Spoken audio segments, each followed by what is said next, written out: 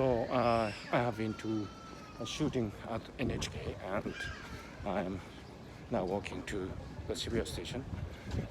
And it's really hot today. Really hot. Maybe 33 degrees centigrade, I think. And I'm just taking it easy. And probably I won't be speaking so much. I'll just be cruising around and observe what's in town now. It's an interesting time because it's just a few days before the Olympics, which nobody can see because there are no spectators.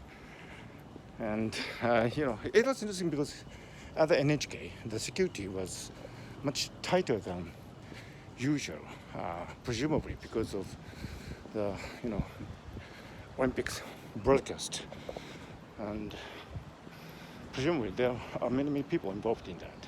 I heard that the scenario book or shooting scenario book for the Tokyo Olympics opening ceremony TV coverage was this thick.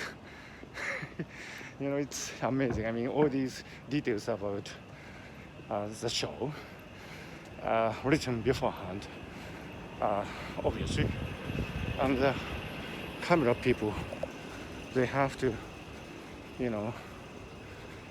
do it just right in order to cover the ceremony. I heard that it's produced by a production company based in Spain, the Sambranchi, the IOC chief long time ago. I heard that he established this production company, and they have been making the show a video for coverage for the Olympics, and that's what they want to do.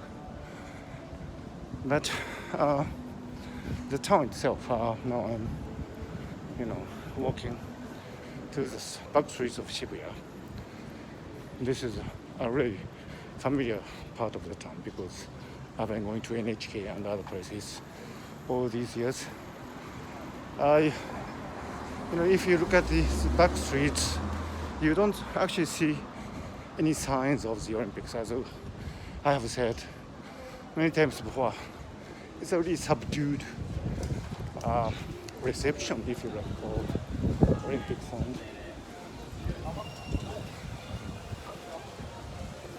And this is probably something that is not that cannot be avoided because of all these concerns about the pandemic, obviously. So this is Back Street, and there are no signs of festivities. People, I think, are feeling left out of this Olympics. So it's quite unfortunate. So I'm wondering how NHK is going to cover the Olympics, given this lukewarm reception of the general public. Probably once the opening ceremony is broadcast and the competitions begin, maybe there will be increased interest in the games.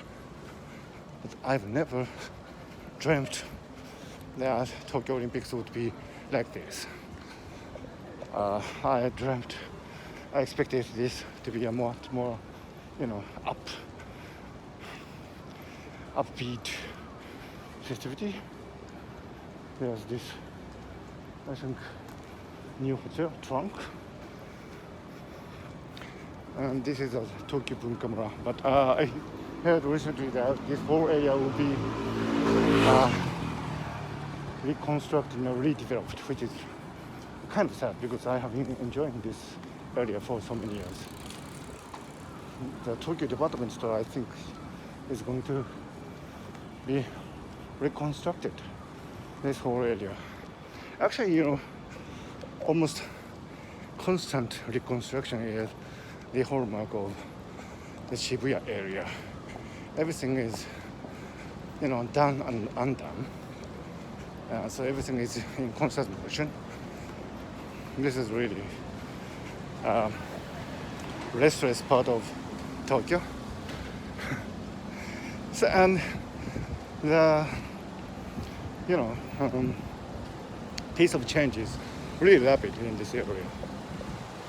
My university, alma mater, University of Tokyo, the Komaba campus is just off there. So I having walking through this area for many years now since my university days, and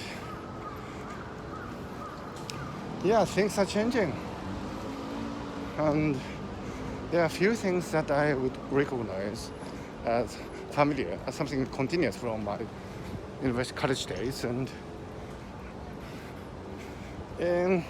on one hand, it's nice because you can always welcome new things, but on the other hand, it's rather sad to see things going and gone and maybe forgotten.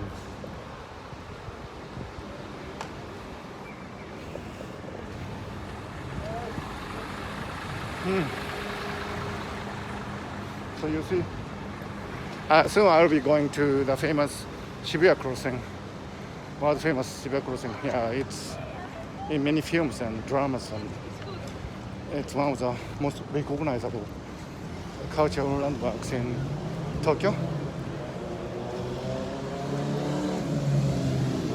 This is Don Quixote. Probably this is one of the most recognizable cultural hallmarks in Tokyo too. Fish.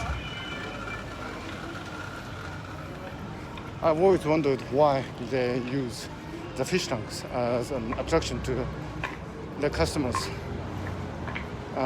It's an interesting combination. Don Quixote. They sell miscellaneous things, stuff, including party goods and what's not.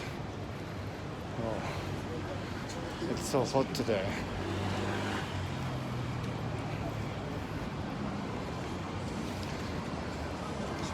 So that's the famous Sentai Street, which attracts many young people. It's so hot, maybe I'm afraid that my iPhone might actually malfunction because of the heat. Wow, this is quite hot.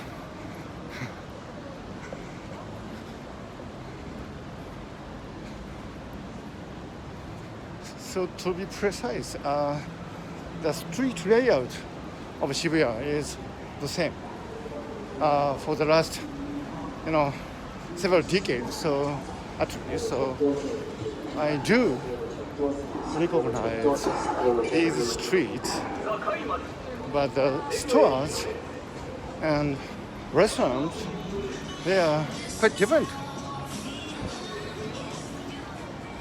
And now I'm coming to the Shibuya crossing.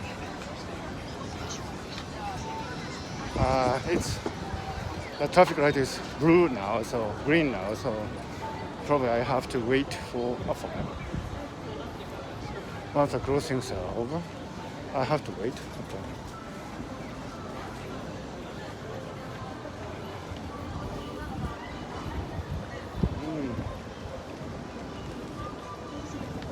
Drugstore.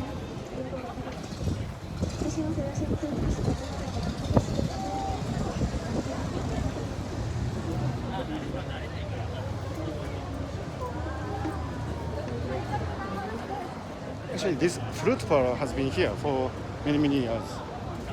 And this is probably one constant presence in Shibuya.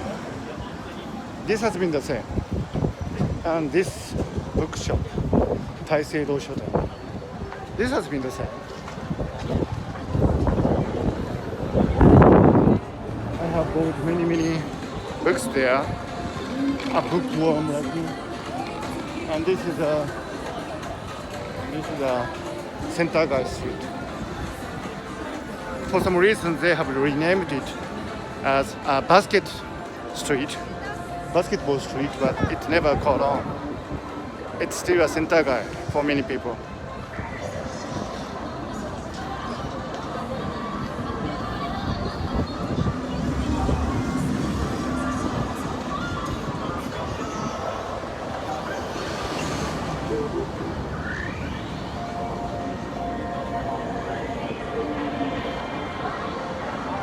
Waiting for the traffic signal.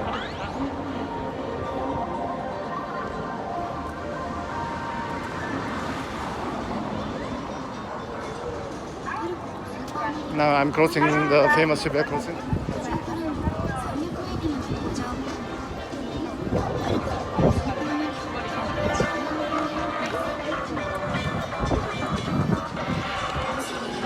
So before the pandemic, I saw many people from abroad taking photos and videos here, but not anymore. And now I see the first indication of the Tokyo Olympics. There's a camera crew here, actually. And this was the first sign of Olympics that I've seen. Olympics. Otherwise, no sign of Olympics. So that's it. And that's all for now. I've reached all these as Hachiko Shiba Inu. This is the Shibuya station. So I'll finish my recording here.